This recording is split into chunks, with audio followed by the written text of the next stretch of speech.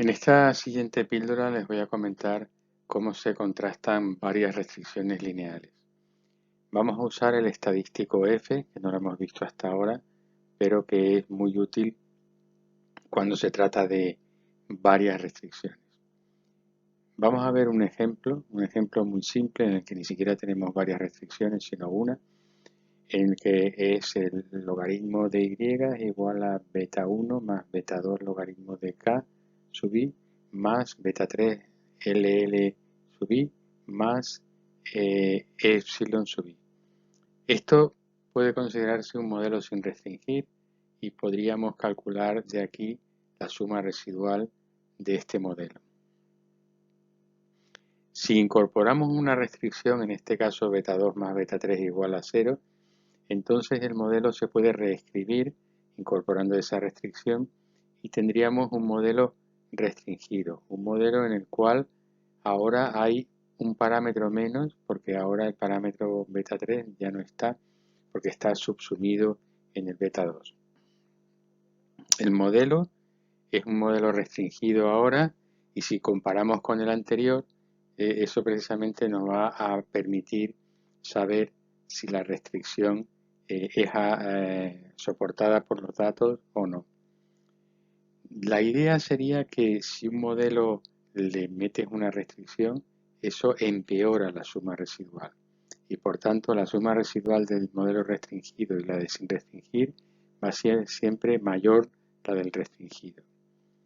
¿Cuánto de mayor es mayor? Pues para eso vamos a la siguiente fórmula, que es la fórmula de la F, y esa fórmula de la F nos permite comparar la diferencia de sumas residuales.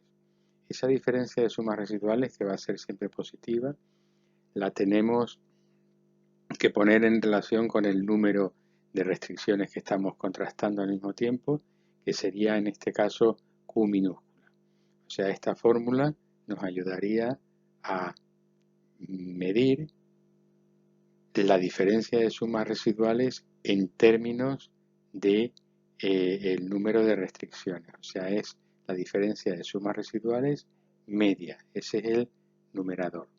En el denominador lo que tenemos es la varianza residual del modelo sin restringir dividido por n menos k, que eso precisamente es la varianza del modelo sin restringir. O sea que estamos comparando una diferencia de sumas residuales media con la varianza del modelo sin restringir. Bajo la hipótesis nula de que los dos modelos son igual de buenos, entonces este estadístico se comportaría como una F de Snedeker, bajo la hipótesis nula. Y eso resulta útil porque la F está tabulada, porque sabemos que además que bajo la hipótesis alternativa no se comporta como una F de Snedeker y eso es importante a la hora de poder distinguir entre las dos situaciones, con y sin restricciones.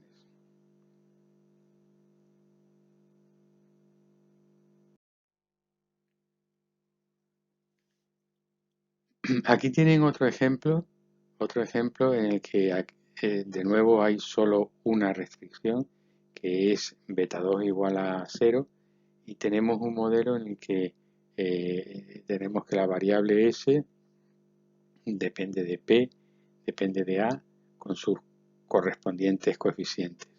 Y es el modelo sin restringir.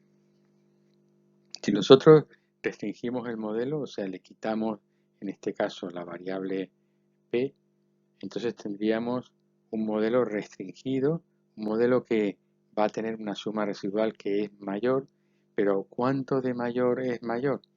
Pues entonces habríamos de nuevo que volver a la fórmula de la F, comparar la diferencia de sumas residuales en el restringido y sin restringir, dividirlo por el número de restricciones, que en este caso es una sola, y dividirlo a su vez por la suma residual sin restringir sobre n menos k. O sea que de nuevo cogemos y utilizamos la misma fórmula para obtener un contraste que aquí se puede usar el F, pero ya vimos antes que también se podría utilizar la T. la T de student para un solo parámetro. Por eso que estos ejemplos primeros son muy simples y hacen referencia a una situación en la que hay de momento un solo parámetro. ¿Cómo se podría hacer un contraste? Un contraste de, en este caso, de varias restricciones lineales. Pues el contraste lo hacemos igual que antes. Definimos una hipótesis nula y una alternativa, determinamos el estadístico de contraste y seleccionamos el nivel de significación. El nivel de significación habitualmente es el 0,05 o el 0,01 y con ese valor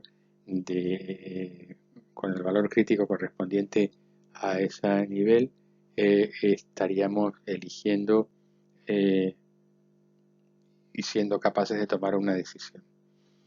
Imagínense que aquí el valor crítico es 3.97 en este caso concreto, ¿okay? Y entonces h sub 0 lo rechazaríamos si el valor computado, que es el de la estrellita, es mayor que 3.97 y si es menor no rechazaríamos. Fíjense que lo que tenemos aquí en la siguiente fórmula es un ejemplo, no hace falta que hagan ustedes los cálculos, pero es un ejemplo. Aquí nos sale que el valor computado es 743. 743 es mayor que el valor crítico, por tanto rechazamos la hipótesis nula. La regla de decisión es siempre la misma en todos los contrastes. Si el computado es mayor que el crítico, en valor absoluto por lo menos, rechazamos.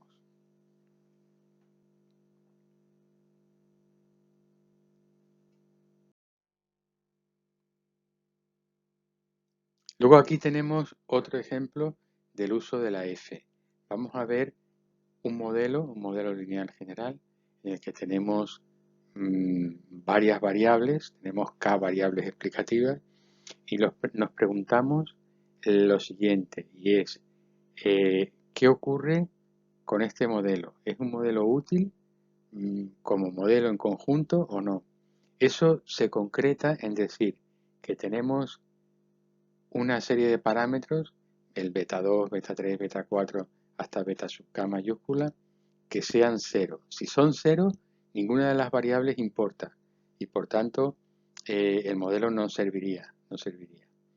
Y entonces el decir que las beta 2 hasta beta k son cero implica decir lo mismo que las x sub 2, x sub 3 hasta x sub k mayúscula son conjuntamente no significativas. Fíjense que ahí dice sí que son significativas, pues hay que poner un no.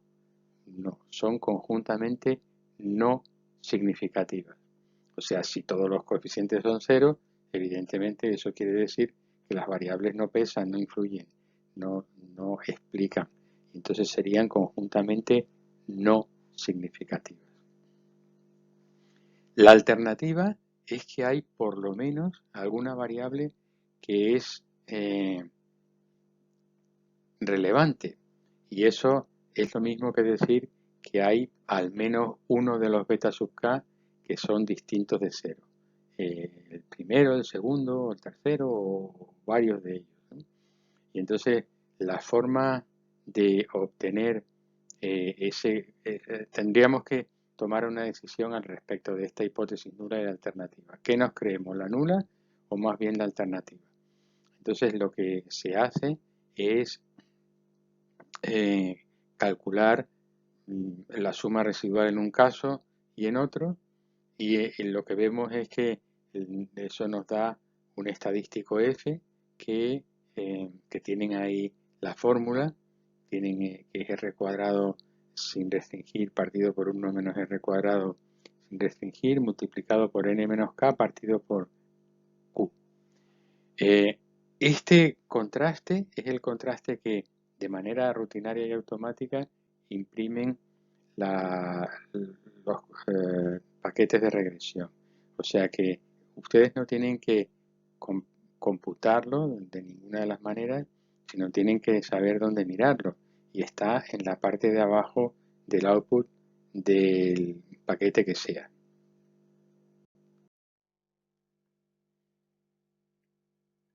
Luego aquí en esta última transparencia lo que tienen es otro ejemplo diferente. Un ejemplo en el que hay dos variables explicativas, hace referencia al restaurante Andy, y el restaurante Andy lo que te dice es que hay dos variables que influyen en la variable de interés, que es S será las ventas, y entonces hay dos variables que influyen. Entonces, que son P y A mayúsculas. Esas dos variables que influyen ahí, lo primero que uno se tiene que preguntar en un modelo, lo primero es, pero bueno, ¿este modelo sirve para algo o no? Y a esa pregunta se responde mirando el estadístico F de la significatividad conjunta de todas las variables explicativas. En este caso solamente P y A. La idea es que ustedes van a computar, entre comillas, el valor de la f, y ese valor de la f nos va a salir un número, el que sea. Este número es el que imprime por defecto las salidas de eViews, de Stata o de cualquier programa que ustedes miren. De nuevo, si el f computado es mayor que el crítico, rechazaríamos. En este caso concreto, que Juan Ángel hizo los cálculos, tienen que el valor crítico es 3.12 y el valor computado, o sea, el que sale de hacer los números y el que saldría automáticamente del ordenador, es 29,25. Como 29,25 es mayor que el crítico, entonces rechazamos la hipótesis nula. O sea que concluimos que este modelo sirve, sirve porque el precio y los gastos en publicidad conjuntamente, que son P mayúscula y A mayúscula, explican la evolución de las ventas. Eso no quiere decir que sea el mejor modelo posible, pero en principio explican la evolución de las ventas. Seguramente hay otras variables más que también influyen de forma significativa, pero que en este ejemplo concreto y pequeñito no lo hemos tenido en cuenta.